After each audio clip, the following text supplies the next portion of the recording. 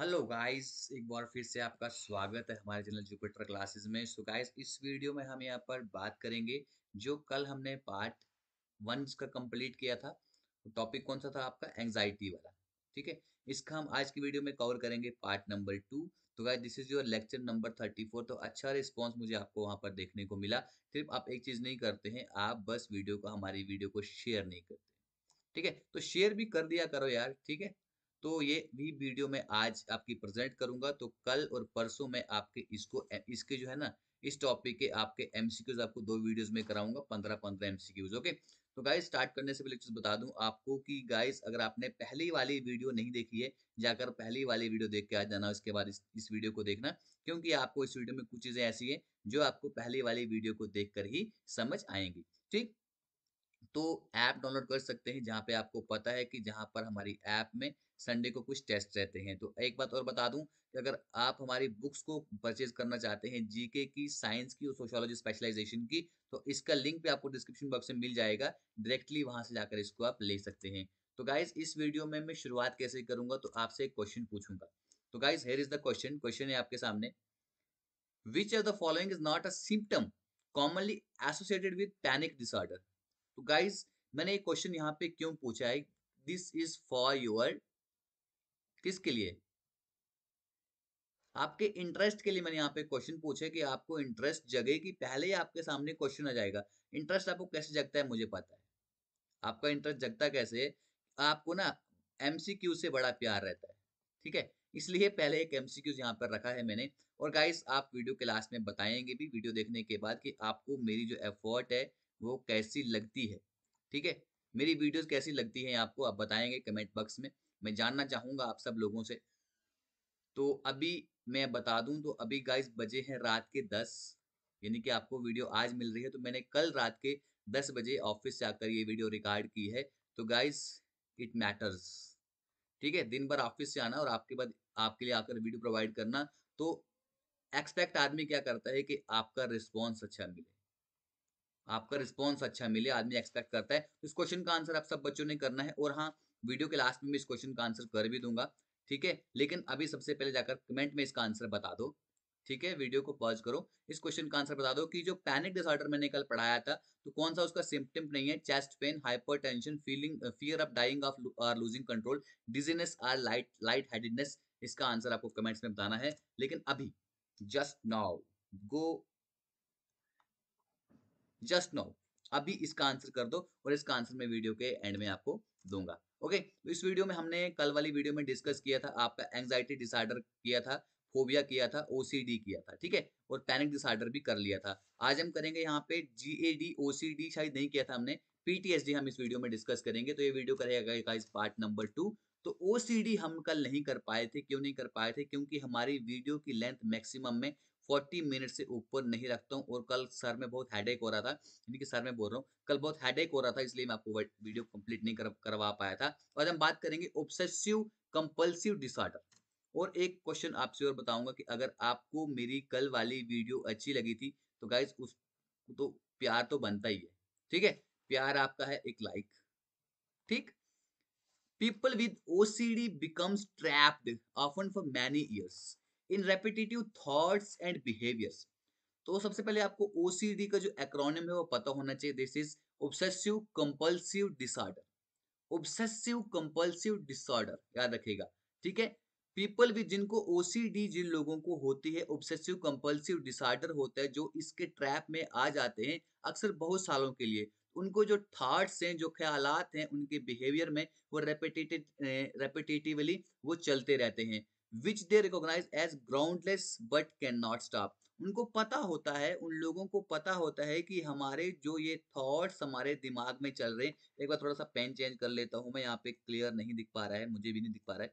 ठीक है, उनके जो यहाँ पर थॉट्स चल रहे होते हैं ना, ठीक है, उनको पता है कि इन थॉट का कोई ग्राउंडलेस नहीं है, ये बेसलेस है। ठीक है, कोई बुनियाद ही नहीं है, लेकिन वो अपने थॉट्स को यहाँ पर स्टॉप नहीं कर पाते, नहीं रुका पाते हैं। ठीक है, ऐसा behaviour, such behaviour includes repeatedly washing hands और checking that doors are locked और स्टोव टर्न ऑफ। तो क्या करते हैं लोग अपने हाथों को बार-बार धोने की उनको आदत लग जाती है, ठीक है? ऐसे भी कब क कोई लोग आपने देखे होंगे, तो बार-बार जाके देखेंगे कि यार हमने दरवाज़ा अच्छे से बंद किया है, नहीं किया है, या जो हमारे स्टोव्स हैं घर में, हमने उनको अच्छे से बंद कर लिया है या नहीं किया है, तो उन लोगों को ये बीमारी हो जाती है। जो लोग ज़्यादा हाथ धोते हैं ना, उनको वो भी एक बीमारी होती है, ठीक है? This is known as obsessive compulsive disorder, okay? The illness is estimated, अगर हम इस इलनेस की बात करें, बीमारी की बात करें, to affect 2.2 million American adult, तो 2.2 मिलियन अमेरिकन एडल्ट जो हैं उनको एनुअली ये बीमारी का वो शिकार होते हैं, ठीक है? One third of the adult develop this symptom as children, तो वन थर्ड अगर हम बच्चों की बात करें तो जो वो बच्चे होते हैं तो उनमें ये बीमारी यहाँ पर देखने को मिलती है। यहाँ पर जो न्यूरो साइंटिस्ट हैं वो ये मानते हैं कि जो इन्वायरमेंटल फैक्टर होता है और जो यहाँ पर जेनेटिक्स होते हैं, जो उनके उन बच्चों के जीन्स होते हैं, वही एक इस डिसऑर्डर को डेवलप करने में इंपॉर्टेंट रोल प्ले करते हैं। तो यहाँ पर इस चीज़ का नाम याद रखेगा जो यहाँ पर लिखी हुई है, ठीक है? पढ़ें इसको, ठीक है? ये है positron emission tomography. Positron emission tomography, PET की फुल फॉर्म में आपको पूछी जा सकती है कि होती क्या है, ठीक है? Scans reveals abnormalities in both cortical and deep areas of the brain, implicating central nervous system changes in individuals with OCD। यहाँ पर बात की गई है कि जो यहाँ पर पॉजिट्रॉन एमिशन थेरेपी जो होती है, यहाँ पर जो भी एबनॉर्मलिटीज होती हैं किसके बीच में, उस पर्सन के ब्रेन में, तो उसको यहाँ पर क्या करती है, उसको रिवील करती है कि कौन सी इसमें एबनॉर्मलिटीज यहाँ पर देखने को मिलती हैं, जो यहाँ पर उसके सेंट्रल नर्वस सिस्टम को क्या करती है, उन इंडिविजुअल्स को क्या करती है, इम्प्लीकेट करती है, जिसके जिन लोगों को यहाँ पर ओसीडी की प्रॉब्लम होती है। OCD is not limited to people इधर, यहाँ पर ये कुछ हद तक यहाँ पर लिमिटेड नहीं है, ठीक है? यहाँ पर लिमिटेड देखने को नहीं मिलती है। साइंटिस्ट हैव रिसेंटली, अभी साइंटिस्ट ने रिसेंटली यहाँ पर क्या किया है, ये डिस्कवर किया है कि certain breeds of large dog develop acral lick syndrome. यहाँ पर कुछ टाइप के यहाँ पर जो डॉग होते हैं ना, उनमें क्या होता है, डेवलप एक्रेल लिक सिंड्रोम, उनमें एक एक्रेल लिक सिंड्रोम यहाँ पर पाया जाता है, ठीक है? एक्रेल लिक सिंड्रोम उनमें पाया जाता है कुछ डॉग्स में। सीवियरली सोर पाज, सीवियरली सोर पाज यानी कि उनके यहाँ पर बहुत ज्यादा दुखते हुए पंजे यहाँ पर देखने मिलते हैं फ्रॉम कंपल्सिव लिकिंग, जब वो कंपल्सिव मतलब कि जब वो बार बार उसको क्या करते हैं, लिक करते रहते हैं, चाटते रहते हैं अपने पंजों को, उनमें भी यहाँ पर ये बीमारी देखने को मिली है ओसीडी की। These dog respond to the sero serotonergic, ठीक है? Serotonergic anti depressant clom clomipramine, ठीक है? क्लोमीप्रमाइन यहाँ पर ये क्या है, इसको यहाँ पर रिस्पॉन्ड करते हैं, which was the first effective treatment develop for people with OCD. यहाँ पर याद रखिएगा, यहाँ पर एक चीज है जिसका नाम है यहाँ पर सेरो सीरोटोनर्जिक एंटी डिप्रेसेंट क्लोमीप्रमाइन। यहाँ पर ये फर्स्ट इफेक्टिव ट्रीटमेंट देखने को मिला है उन लोगों के लिए जो लोग यहाँ पे ओसीडी से ग्रसित हैं, जो जिन लोगों को ओसीडी की प्रॉब्लम है।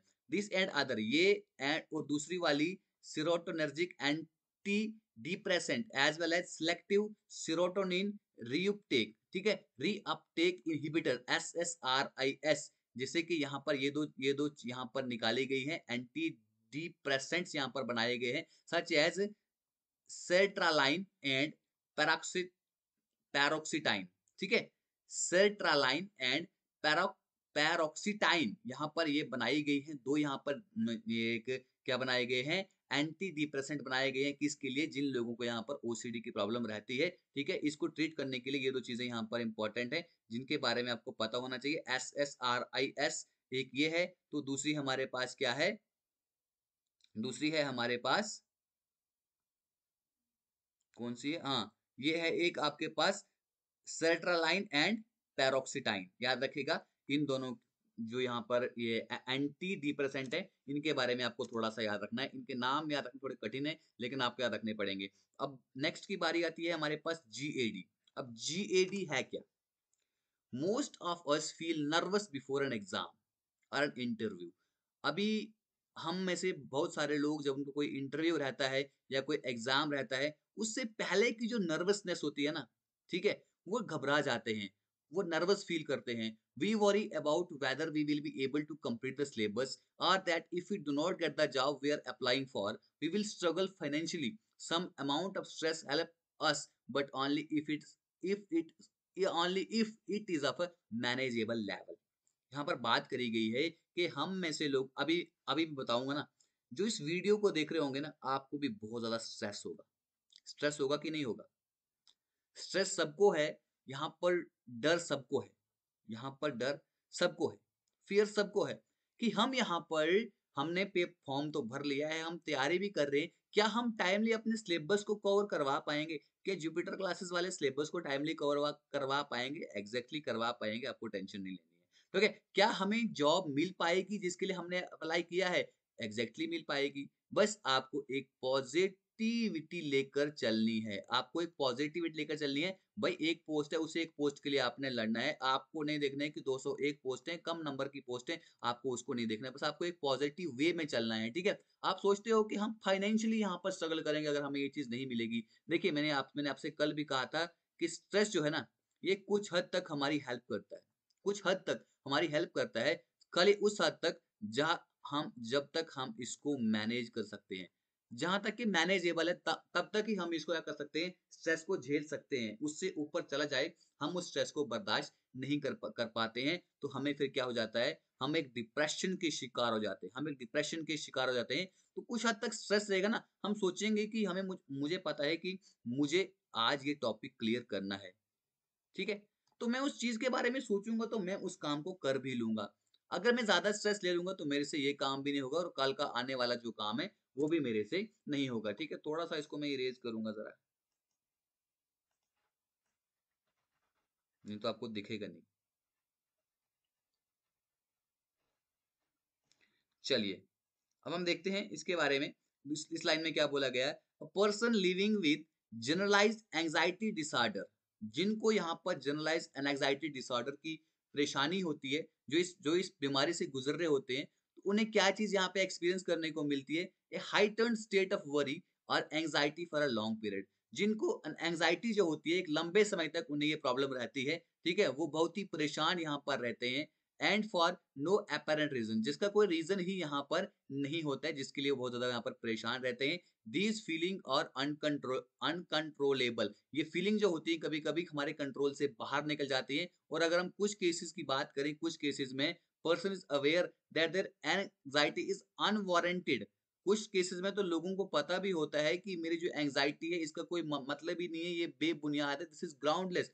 For example, even the thought of completing daily task can make them feel anxious। ठीक है, कभी कभी क्या होता है कि उसका जो डेली टास्क उसको लगता है कि मतलब ना परेशान रहता है, क्या मुझसे ये जो आज का दिन का काम है, क्या ये मुझसे पूरा हो पाएगा या नहीं हो पाएगा। तो ये हमारा जनरलाइज एंजाइटी डिसऑर्डर में आता है। ओके, अब सिम्टम्स आपको अगर जीएडी के जानने हो तो कौन से सिम्टम होते हैं। सबसे पहले सिम्टम जो होते हैं एंजाइटी डिसऑर्डर के रहते हैं, तो उसी उसी उसी की जैसे इसके भी सिमिलर यहाँ पे देखने को मिलते हैं। तो मोस्ट कॉमन सिमिलर जो सिम्टम जो है, that is behavioural symptom. The person become, उसका बिहेवियर चेंज हो जाता है, उसका अपना बिहेवियर चिड़चिड़ा सा हो जाता है, वो बंदा इरिटेट सा रहने लगता है। ठीक है, गेट स्टार्टेड इजिली, तो बहुत ज्यादा उसको क्या रहता है ना, बहुत बहुत मतलब कि जल्दी से उसको गुस्सा भी आ जाता है।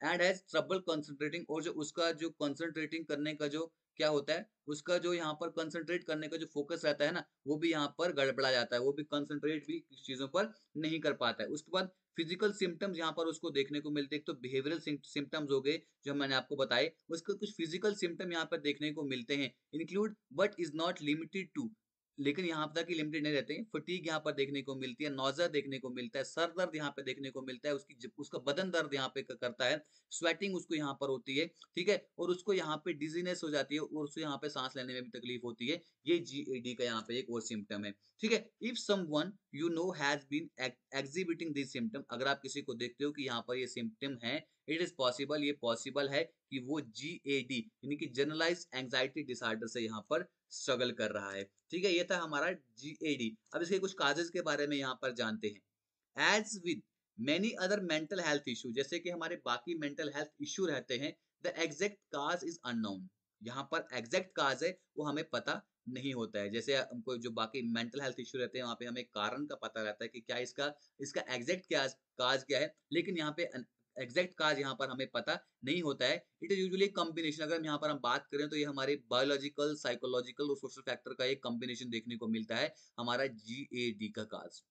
ठीक है? जनरलाइज़्ड जो हमारे है ना एंग्ज़ायटी डिसऑर्डर है, इसमें यहाँ पर हमें कॉम्बिनेशन देखने को मिलता है उसके कुछ रीज़न हो सकते हैं, या तो वो बायोलॉजिकल रीज़न्स हैं, या तो उसके साइकोलॉजिकल, उसके दिमाग वाली उसमें दिमाग में कुछ उसके दिमाग में कुछ हलचल चल रही है, या कुछ उसका सोशल फैक्टर भी इसका कारण बन सकता है। अगर दूसरे फैक्टर की यहाँ पर मैं बात करूँ तो उसकी जीन्स भी यहाँ पर इसमें इंक्लूड हो सकते हैं उस फैक्टर्स में। डेली स्ट्रेस जो डेली का स्ट्रेस लेता है, वर्क प्रेशर जो है या उसकी फाइनेंशियल प्रॉब्लम जो है, वो भी हम इस एंग्ज़ायटी का एक कारण मान सकते हैं। अब इसके लिए कुछ ट्रीटमेंट ऑप्शंस भी अगर हम देखें यहाँ पर जीएडी के हैं, वो क्या है? ट्रीटमेंट यूजुअली इन्वॉल्व्स मेडिकेशन या साइकोथेरेपी। यहाँ पे या तो उसको हम कोई मेडिसिन्स यहाँ पर प्रोवाइड कर सकते हैं, या उसको साइकोथेरेपी यहाँ पर प्रोवाइड कर सकते हैं, या ये दोनों चीज़ें हम यहाँ पर उस बंदे को प्रोवाइड कर सकते हैं जिसको यहाँ पर जीएडी की प्रॉब्लम है। ओके? तो कॉग्निटिव बिहेवियरल थेरेपी याद रखिएगा। कॉग्निटिव बिहेवियरल थेरेपी है जिसको यहाँ पर इफेक्टिव मोड माना जाता है हमारे जीएडी के लिए। इम्पोर्टेंट है यहाँ पर कॉग्निटिव, यहाँ पर सबसे पहले तो सीबीटी, ठीक है? सीबीटी आपको याद रखना है, कॉग्निटिव बिहेवियरल थेरेपी, जो यहाँ पर इफेक्टिव मोड माना जाता है हमारी जीएडी की ट्रीटमेंट के लिए। ये क्वेश्चन आपके एग्जाम में पूछा जा सकता है। नाउ बस अब हमारे पास है अगला वाला चीज, that is post traumatic stress disorder, PTSD. इसकी फुल फॉर्म आपको याद रखनी है। This is post traumatic stress disorder. अब ये होता व्हाट इज दिस? ये भी एक एंजाइटी डिसऑर्डर की टाइप है। एंजाइटी डिसऑर्डर का टाइप है जिसका नाम है post traumatic stress disorder. Post समझते हैं ना आप? पोस्ट होता है बाद में। That can occur after an intense threatening और ट्रॉमेटिक इवेंट।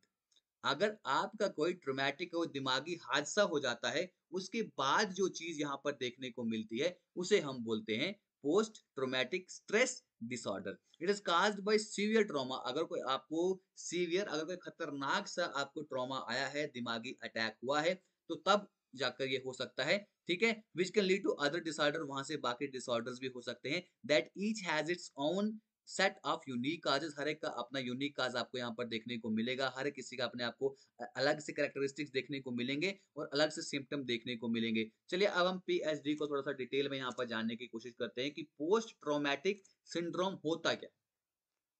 सबसे पहले ट्रोमेटिक की बात करते हैं। The word traumatic in a general sense is used to describe very stressful event in life.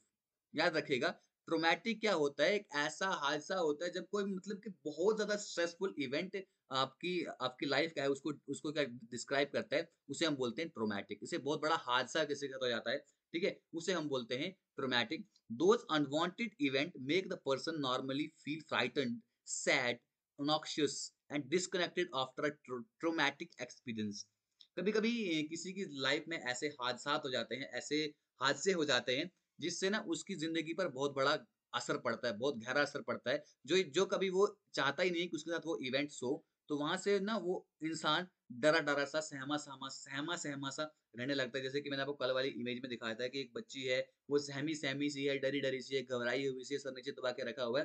ठीक है? तो वैसा ही इंसान हो जाता है, फ्राइटेंड, यहाँ पे घबरा जाता है, उदास रहता है, ठीक है, परेशान सा दिखने लगता है, और उस डिस्कनेक्टेड सा, अपने आप को डिस्कनेक्टेड सा यहाँ पे फील करता है जब वो उस उसने कोई ट्रोमेटिक एक्सपीरियंस अपनी जिंदगी में करा होता है। अगर हम पीटीएसडी की बात करें इंडियन सिनेरियो में, अगर इंडिया में अगर हम देखें, as per as per the latest जो यहाँ पर WHO वर्ल्ड हेल्थ ऑर्गेनाइजेशन की लेटेस्ट रिपोर्ट है, अगर हम इसके अकॉर्डिंग बात करें तो ऑलमोस्ट यहाँ पर 7.5% ऑफ इंडियन, 7.5% इंडियन जो हैं यहाँ पर पोस्ट ट्रोमेटिक स्ट्रेस डिसऑर्डर से यहाँ पर सफर करते हैं। अकॉर्डिंगली अगर एक सर्वे की यहाँ पर बात करें, जो सर्वे यहाँ पर की है national institute of mental health and neuro sciences ने, NIMHANS याद रखिएगा, इसका भी आपको एक्रोनिम आपके एग्जाम में पूछा जा सकता है कि नेशनल इंस्टीट्यूट जो है mental health and neuro sciences का, ठीक है, ये बोलते हैं कि जो इंसिडेंस ऑफ डिप्रेशन यहाँ पे है, हमारी पॉपुलेशन के 5% लोगों पर हमें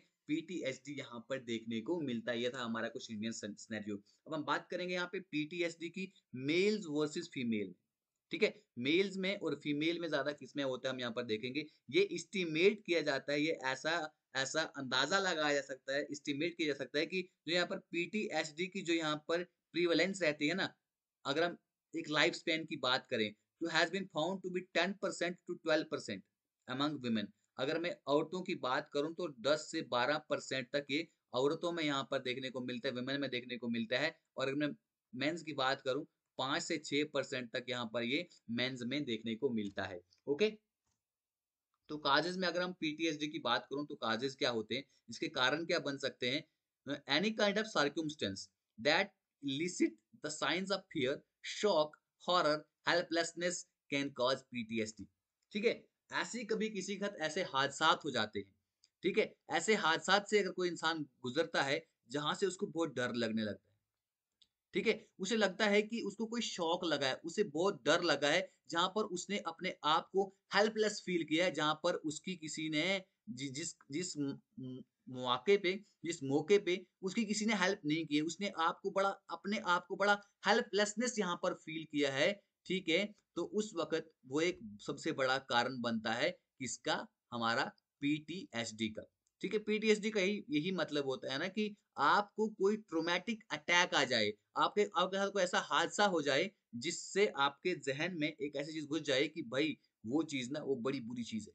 ठीक है? वो बहुत बुरी चीज़ है, तो यहाँ पर कोई भी ट्रॉमेटिक इंसिडेंट हो जाए, उसके बाद पीटीएसडी का शिकार आदमी हो सकता है। इसमें से कुछ चीज़ें हैं, loss of a loud one, examples हैं, आपको याद रखनी है। अगर आप किसी अपने प्यारे को खो देते हो, माँ को खो देते हैं, बाप को खो देते हैं, ठीक है? तो वहाँ से हमें डर लगने लगता है कि उससे भी हमें पीटीएसडी का शिकार होना पड़ता है। नेचुरल डिज़ास्टर, जब कभी ये क्या हो जाते हैं नेचुरल डिज़ास्टर, कभी भूचाल आ गया, सुनामी आ गई, बाढ़ आ गई, तो ये भी हमारा एक पीटीएसडी का वो हो सकता है, एक कारण बन सकता है। इसके बाद कहीं भी आपने देखा होगा ना सीरियस एक्सीडेंट यहाँ पे हो जाते हैं। अगर एक्सीडेंट में माँ-बाप पूरी फैमिली चल रही है, पूरी फैमिली किसी एक गाड़ी में जा रही है, एक्सीडेंट हो गया गाड़ी का, ठीक है? ये एग्ज़ाम्पल यहाँ पे मैं दे रहा हूँ। गाड़ी का एक्सीडेंट अगर हो गया, कोई एक बच्चा बच जाए ना, उसके लिए तो वो ज़िंदगी भर से ना उसके लिए तो वो ऐसा एक्सीडेंट मतलब कि ऐसा सर्कमस्टेंस बन जाएगा जिससे को पीटीएसडी का शिकार हो सकता है। इसके बाद टेररिस्ट अटैक जब करते हैं, ये भी एक एग्ज़ाम्पल बन सकती है। रेप और अदर टाइप अब्यूज़, यानी कि अगर किसी बच्ची का यहाँ पे अगर रेप हो जाता है, ठीक है? रेप हो जाता है तो उस वक़्त क्या फ़ील करती है वो? वो हेल्पलेसनेस फ़ील करती है, जो मैंने अभी यहाँ से आप बताया। उसके लिए ना वो उसकी लाइफ़ के लिए वो शॉक बन जाता है। एक हॉरर वाली सिचुएशन उसके सामने वो बन जाती है। तो रेप भी एक इसका एक एक कारण है। उसके बाद पर्सनल असॉल्ट, ठीक? उसके बाद being a victim of crime, अगर आप किसी क्राइम का कोई विक्टिम बन जाते हो, कहीं आपसे कोई बड़ा हादसा हो जाता है, तो ये भी आपकी ज़िंदगी का सबसे बड़ा, यानी कि किसी की ज़िंदगी का सबसे बड़ा कारण बन जाता है पीटीएसडी का। अगर हम रिस्क फैक्टर की बात करें, पीटीएसडी की रिस्क फैक्टर क्या है, इससे क्या-क्या रिस्क यहाँ पर हो सकते हैं? रिसर्चर्स ये मानते हैं, जो पोस्ट ट्रॉमेटिक स्ट्रेस डिसऑर्डर है, ये किसी एक सिंगल फैक्टर से नहीं होता है, किसी एक सिंगल फैक्टर से बिल्कुल भी नहीं हो सकता है, बल्कि यहाँ पर बहुत सारे रिस्क रिस्क फैक्टर यहाँ पर देखने को मिलते हैं। कैन प्रीडिस्पोज द डेवलपमेंट, जो यहाँ पर पीटीएसडी की डेवलपमेंट यहाँ पर उस ट्रॉमेटिक इवेंट के बाद डेवलप हो सकते हैं। अगर मैं यहाँ पर बात करूँ, this is almost difficult to determine, इसको डिटरमाइन करना बहुत ही मुश्किल हो जाएगा, the certainty of the PSD after trauma, trauma के बाद यहाँ पर पीटीएसडी की सर्टेनिटी बनती है कि नहीं बनती है। तो यहाँ पर कुछ यहाँ पर रिस्क फैक्टर हैं, जो यहाँ पर हमारे पीटीएसडी को डेवलप करने में क्या करते हैं, एक इसकी प्रोबेबिलिटी बनाते हैं कि अब यहाँ से इस इंसान को पीटीएसडी का ये इंसान शिकार हो सकता है, पीटीएसडी से ये इंसान सफर कर सकता है। तो यहाँ पर सबसे पहले हमारे पास जेनेटिक फैक्टर, जेनेटिकली फैक्टर क्या है, उसकी जीन्स के थ्रू जो उसके अंदर फैक्टर आए हैं। ऑनगोइंग रिसर्च जो स्टडीज हैं यहाँ पर ये बताती हैं, जो कंडक्ट करी गई हैं, कि पीटीएसडी के डेवलपमेंट में यहाँ पर जेनेटिक का भी कोई ना कोई हाथ रहता है, ठीक है? स्टडी ये भी रिवील करती है कि जो जेनेटिक इन्फ्लुएंस होता है मेंटल हेल्थ कंडीशन को डेवलप करने के लिए, such as bipolar disorder and major depressive disorder यहाँ पर होते हैं, ठीक है? ये भी मेंटल हेल्थ कंडीशन यहाँ पर रहती है, जिसके कारण यहाँ पर क्या हो सकता है, पीटीएसडी हो सकता है, ठीक है? Another factor is social factor. Socially ये भी एक क्रिटिकल रिस्क फैक्टर देखने को मिलता है for the development of PTSD. अगर कोई ट्रॉमेटिक इवेंट यहाँ पर हो जाता है, the need for safe support resource is crucial to help individuals process their experience in a healthy way and to recup recuperate hope through protected and safe emotional connections। अगर मैं socially यहाँ पर बात करूँ, सोशली अगर किसी को कोई सपोर्ट नहीं मिलता है, ठीक है? सोशली अगर कोई सेफ नहीं है, समाज में अगर कोई सेफ नहीं है, ठीक है? तो वहाँ से भी एक हमारा फैक्टर बन सकता है पीटीएसडी का। तो नेक्स्ट वन इज़ न्यूरोलॉजिकल, अगर उसकी कोई दिमागी प्रॉब्लम है, वो भी एक फैक्टर बन सकता है। स्टडीज़ यहाँ पर ये भी बताती हैं कि certain areas of the brain that regulate emotions, हमारे ब्रेन के कुछ ऐसे एरियाज़ होते हैं, जहाँ जहाँ से हमारे इमोशंस रेगुलेट होते हैं, फियर रेगुलेट होते हैं, ठीक है? Are different from those that do not develop PTSD after a traumatic event. ठीक है? यहाँ पर क्या बताया गया है, स्टडीज़ ये बताती हैं कि कुछ हमारे ब्रेन्स के जो ऐसे हिस्से होते हैं, वो हमारे इमोशंस को और हमारे फ़ियर को क्या करते हैं, रेगुलेट करते हैं। लेकिन ये उनसे डिफरेंट होते हैं, जो यहाँ पर हमारे पीटीएसडी को डेवलप नहीं करते हैं, किसी भी ट्रॉमेटिक इवेंट के बाद। जो न्यूरोलॉजिकल फैक्टर्स जो होते हैं, वो भी एक इम्पोर्टेंट रिस्क फैक्टर बन सकता है, किसके लिए? पीटीएसडी के लिए। Another one is stressed history. उसकी उसने स्ट्रेस किस तरह से लिया है, वो भी यहाँ पर उसकी क्या बन सकता है, एक फैक्टर बन सकता है। Struggling history with a mental health condition, अगर मेंटल हेल्थ कंडीशन की उसकी अगर स्ट्रगलिंग हिस्ट्री की बात करें, ठीक है, जो यहाँ पर ट्रॉमेटिक ट्रॉमेटिक इवेंट से पहले आती है, वो भी एक रिस्क फैक्टर बन सकता है पीटीएसडी के डेवलपमेंट के लिए। ओके, तो स्टडीज यहाँ पर ये बताती हैं कि जो उसका एग्जिस्टिंग मूड का डिसऑर्डर होता है, एंग्जाइटी रिलेटेड डिसऑर्डर्स होते हैं और कंडक्ट डिसऑर्डर्स जो होते हैं, वो भी इन्फ्लुएंशियल रिस्क फैक्टर बन सकते हैं किसके लिए? पीटीएसडी के लिए। और जो यहाँ पर बाकी यहाँ पर कंट्रीब्यूटिंग फैक्टर रहते हैं, जो यहाँ पर पीटीएसडी के में कंट्रीब्यूट करते हैं, वो क्या है? लाइफ स्ट्रेसर्स, जैसे कि हमारा डाइवोर्स हो जाता है, फाइनेंशियल्स आपको कंस्ट्रेंट्स यहाँ पर देखने को मिलती हैं, टाइप ऑफ ट्रॉमा, ट्रॉमा किस टाइप का है? एज में, वर्क स्ट्रेस है, इमोशनल चैलेंजेस हैं, स्कूल में या होम में जो भी इनको इमोशनल फीलिंग यहाँ पर देखने को मिलती है, ठीक है? वो भी हमारी पीटीएसडी को डेवलप करने में कंट्रीब्यूशन यहाँ पर अपना देती है। तो गाइज़ ये मैंने आपसे क्वेश्चन पूछा था, ठीक है? आई होप कि जो मैंने अभी तक आपको समझाया, आपको क्लियर हो गया होगा, ठीक है? तो ये आपका क्वेश्चन था गाइज़, इसका आंसर था। क्वेश्चन पूछा था मैंने आपसे कि जो पैनिक डिसऑर्डर है, इसके साथ कौन-सा कॉमनली इसका सिम्पटम नहीं है? तो चेस्ट पेन कल पढ़ाया था, चेस्ट पेन भी इसका सिम्पटम रहता है, ठीक है? फ़ियर ऑफ डाइंग, उसको मरने का डर रहता है। उसके बाद डिज़ीनेस और लाइट हेडेडनेस उसको रहती है। हाइपरटेंशन यहाँ पे हमने नहीं पढ़ा था कहीं भी। हाइपरटेंशन होता है, क्या मतलब होता है इसका? High blood pressure. High blood pressure यहाँ पर उसका जो है, ये इसका सिम्पटम नहीं है। तो गाइज़ यहाँ पर इसकी ये इसकी देख सकते हैं। तो गाइज़ अब आपने बताना है कि आपने कितने बच्चों ने इसका आंसर सही किया था। How many of you have answered the questions rightly.